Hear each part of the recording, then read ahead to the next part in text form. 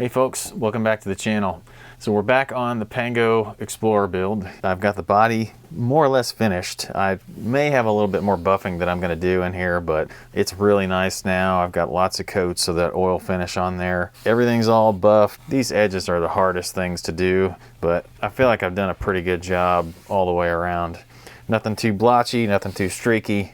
It's just going to wear in better as it gets older. So the neck is the next thing I've been working on. Have the headstock all done now. I've got it all coated in white. Got the water slide logo on there. It's all buried and clear, and it's good as I think I'm going to go with it. I'm not going to go too crazy buffing it just because it does have some small imperfections, some lint that got in there and stuff, but that's fine for me. I'm actually really happy with it overall. And I've got my neck heel taped off. So the next thing I've got to do is apply a finish to this neck. So as I've been building this inexpensive kit guitar, I've been looking for inexpensive finishing methods. So we talked about the leather dye and the tung oil finish that I used on the body. That's a pretty cheap combination. Also, the spray paint that I used for the headstock, that was actually a really affordable solution I found at Hobby Lobby. And this antique oil finish is another really affordable finish that I found at my local hardware store. And I'm going to try this out on the neck. I think a really light oil finish will do the neck wonders, and I want to maintain some sort of feel of the wood, but also protect it from oils on your hands and moisture. Now, I mentioned I've already masked off the heel. It's very important that you don't get any finish in your neck pocket because you want that wood glue to bite. So I've got that protected, and I'm going to be really careful as I go to put more coats around this lacquer that I put on, because this is a penetrating oil and I'm not sure what it will do to that lacquer finish as it butts up right next to it. Although I will say there is some Solarez underneath that lacquer, so it's got sort of a poly barrier underneath it, and I'm hoping that that will prevent any oil from leaking through to the lacquer finish. All right, so let's try this out. The instructions say you're supposed to apply this and then buff it after 5 to 10 minutes, and then you can just keep doing coats after that. It does say you need to wait 24 hours in between coats, and it recommends at least 2 coats. I'm not sure I'm going to wait completely 24 hours because the tung oil dries faster than it said it was going to, and I suspect that this will too. I've already tested this on a couple of pieces of scrap wood, and it lays down pretty well. I'm just using a little piece of t-shirt and applying it straight out of the bottle to the t-shirt. I am going to go ahead and put on a glove though, because I don't know what that stuff does to your skin. The main difference between this and the tung oil is that this is much runnier and a lot more liquid than the tung oil finish. So much like the tung oil, it looks like a little's going to go a long way here. It does soak up the finish pretty well on the first coat. I can definitely tell that.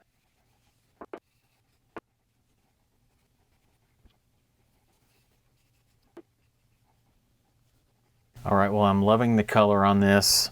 I'm not loving the smell too much, but it's probably some kind of solvent that's in that stuff. I've got everything coated. I'm going to let it wait just a little bit, and then I'll buff it with a little bit of steel wool. Okay, so while I'm waiting for a few things to dry, like this neck here, I thought I might try to pound in some of the bridge posts and the stop bar posts. And what I did just to kind of get things ready was make sure that all of these fit almost to the ribbed portion of this bushing. So there's a little part here that doesn't have any ribbing on it.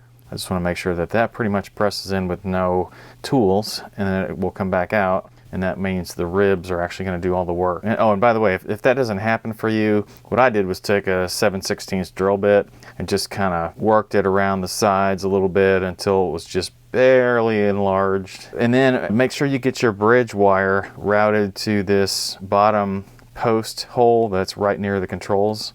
So you go up through the cavity and into the hole. You just need your copper exposed on the inside of that hole, and then we can try to install these. Now I'm going to try installing this with a plastic hammer. You can use a mallet, you could put a wood block over them and pound it in with a regular hammer. Just use whatever method is favored by you, but I'm going to see how this works for me. Alright, well that works well. My bridge wire is in there, everything's grounded, so I can just pound these other 3 in. All right, well, in my trial fit, looks like it fits. It's a little tight. I think I might be able to adjust this a little bit, tweaking those bushings just a little bit in their holes. So I'll try that. Process for the bridge holes is the same, exactly the same size bushings, in fact. Well, unfortunately, the bridge does not fit as well as the tailpiece. And I knew when I measured these holes seemed like they were a little too close together, but it was very, very slight. And that's what I'm seeing right now, is a slight difference. It fits over part of the shoulder here, but it doesn't go all the way on. So I'm gonna have to play around with these. If you've ever had that feeling, that sinking feeling in the middle of a project when something goes horribly wrong, I think I'm having that now. So what I've done, and I was having a great conversation in the comment section with one of you all fine listeners, and realized I had measured these bridge posts for that particular person, and I measured them about 2 millimeters shorter than a standard bridge. And I just chalked it up to, well, you know, I can't really make that accurate of a measurement in wood. The bridge that came with this guitar seemed to match the measurement I was expecting on like an Epiphone or something like that. But when I actually went and installed those bushings, the bushings were installed in a way that was too narrow for the bridge to actually fit over the posts. The tailpiece is pretty close to being too narrow, but it actually does fit on there. So I've left these things alone, but you'll notice I've pulled these two bushings out for the bridge itself. I'm going to be forced to re-drill these because it's so off. I either would have to hollow out the bridge holes or angle them a little bit, like try to set the bushing in at just a very slight angle to see if I can get it to stay, and that's not happening. So what I've done instead is I've started preparing to fill these holes. Now they were 7/16 when I started, but the problem is I hammered the bushings in and now they're just a little bit over 7/16. So I tried a 7/16 dowel rod in this hole and it's close. I mean, it would pass if I was just doing a cosmetic repair, but this is structural, so I need that to be a tight fit. So what I did was I took a 1/2 inch dowel rod, cut it, chucked it up into a drill press, and held sandpaper up against it and spun it around until it was just the right size to fit into this hole. And I've cut 2 of these pieces, and one of them is a little bit longer than the other, so I know which one's which. They go right into that hole, and I've already dyed them the same color as the body. I'm not going to apply any oil on them just yet because I'm going to glue them into place. I've been reading online how to re-drill the bridge. Really, the only way to do it right is to have the neck on there first. So I'm going to place these dowel rods in here, glue them in, and then set the neck. So let's talk a little bit more about the neck finish. So the neck finish is turning out really well. This is probably 3 or 4 coats minimum of that oil. What I need to do between each coat is buff. And what I mean by that is I take a piece of quadruple aught steel wool and I just run it across the whole thing. Now before you do this, you'll be able to feel, not really grittiness, but maybe feels like there's a wood fiber or two that's sticking up. And after you do it, it's really smooth. Now I'm going to keep putting coats of this stuff on just because I want to even out the finish that's on here. And I kind of want to get to the point where I can leave the last coat without buffing it too much, just like I did with this body. Like this body, the last coat that I put on, I didn't really buff it at all, just maybe with a microfiber towel or something. I wanted to try to retain as much of its sheen as possible. So I'm going to be ready to mount this soon. Here's a quick shot of the dowels in place. The dowels are stained on top, but I ended up having to kind of scrape away some of the top as I was leveling these in place. So that's why this one's quite a bit lighter than this one, because it was up higher than this one is. I'm not going to bother trying to fix the stain. It's just not worth it because there's going to be another bushing going on top of these, and most of the discoloration will be hidden by the new bushing. So they're perfectly flat now. I've got new oil that's sort of drying over the top of those just to make sure I have a nice consistent surface. All right, so I'm ready to set the neck. This process makes me a little nervous because I've never done it before. I know that I need some C-clamps to hold the neck to the body. I need good glue.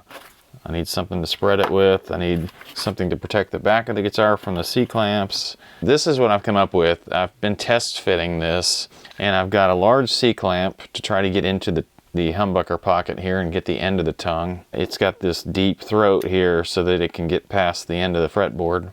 Then I've got some quick, I don't know what you call that, but quick action kind of C-clamps that are gonna go on the fretboard itself and hold that thing down, hopefully from two directions. I've got the neck pocket sanded, I've got the neck itself sanded. It fits tight, but not too tight. It's got just that little bit of resistance you've got to overcome before you can separate them. So let's start spreading some glue.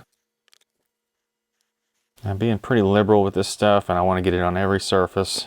I've got the entire tongue to consider here, as well as the back and sides of the neck. And I did not mask any of these surfaces because I'm pretty sure this oil finish is going to resist this glue really well. I can get it off of there quick enough, I think. I'm not worried about any squeeze out in the humbucker pocket, but I will worry about the squeeze out over the finish. And I don't have a whole lot of time to work with this stuff. I mean, it doesn't exactly set quickly, but I don't want to run the risk of it skinning over and not getting a good bite. And for those who are wondering, I do not have finish in the neck pocket. I did get a little dye in there on accident. Well, you know, I didn't really care because wood dye does not really affect wood glue. I'm coming at this from different directions just to make sure it gets into the wood grain. And I'm going to give it one final brushing before I stick them together, just in case any skin had started to form. Make sure I get the corners of everything. And we gotta go. So the way I'm going to set this is the way I've been testing it. Is drop it into the pocket, and then it kind of sets in at a, like rotating, and that makes sure it's seated at the bottom, but I'll go ahead and give it a nice shove. And now we need to start with the clamps. I gotta add this protection, then I can put the C-clamp in. Then some more C-clamps. Actually, I'm gonna go ahead and take out some of that squeeze out now while I can access it.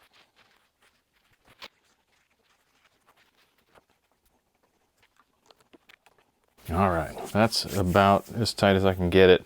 Now I've got to go back in and get some more of this squeeze out before it hits the surfaces I don't want it to hit.